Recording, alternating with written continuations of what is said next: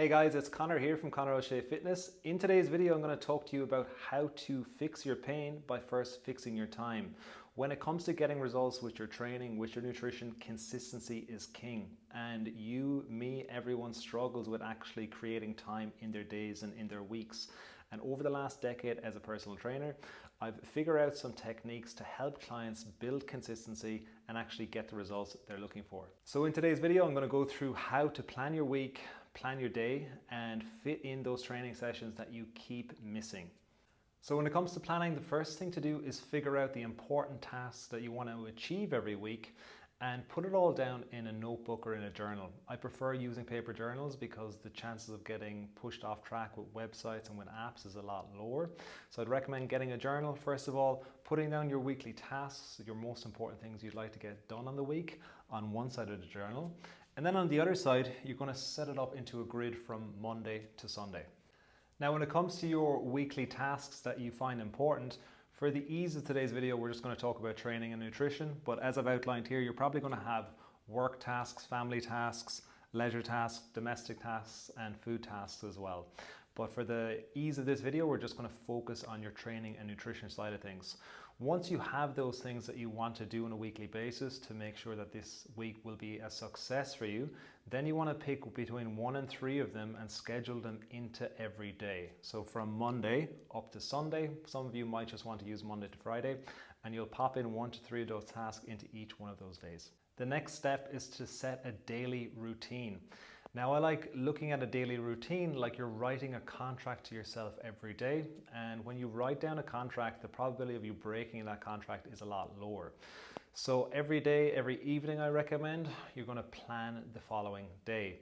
So an example of the Monday, we have you waking up at 7, you do your workout at 7:30, and you've got the 2 tasks from Monday already planned. The workout is one of the tasks and your chores in the evening is the second task, okay? And you've already pre-planned that, so it's quite straightforward. Then you have your breakfast, you work from 9 to 12, you've got lunch, and then 1 to 5, you've got work again. You've got your chores at 5 o'clock. Family time, dinner, leisure from 6 to 9, and then bedtime at 10 p.m. Now, the probability of you doing all this perfectly mightn't be spot on, but you're going to have a higher probability of doing more of the things that you want to by actually putting it down on paper. Now, some of the common challenges that people struggle with when they first start planning is doing too much. And you start trying to fit in too many things on a daily basis, you get stressed and you end up doing nothing.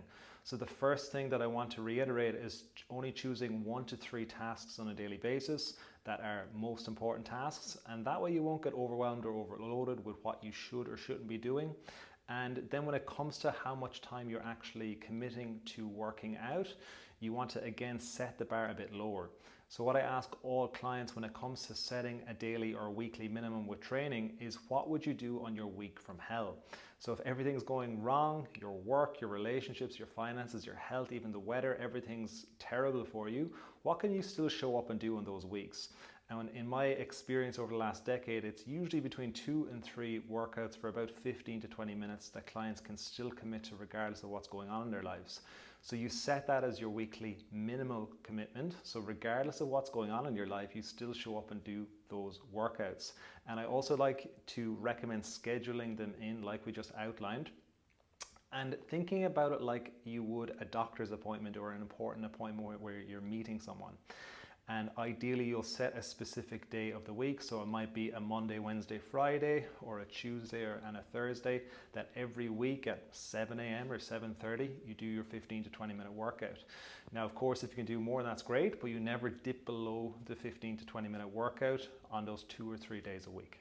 So now that you can plan, you're going to be able to fit into things that you want to fit in. That's going to allow you to get out of pain.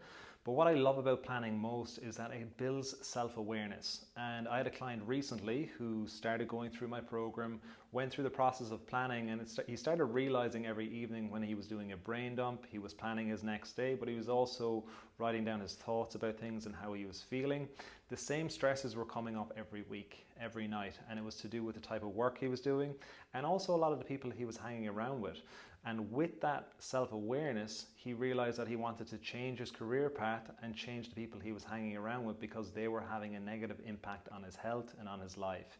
So without that self-awareness, without that planning, none of that would have been possible. Now, some common pushback that I get about planning is if you're a free spirit and you just want to let your day flow, and if you're someone who likes to just flow through your day and you succeed with the things you're looking to achieve, you're hitting your sessions, you're doing your work, your relationships, all those things are tuned in and you're happy with them, then that's awesome. Keep doing what you're doing.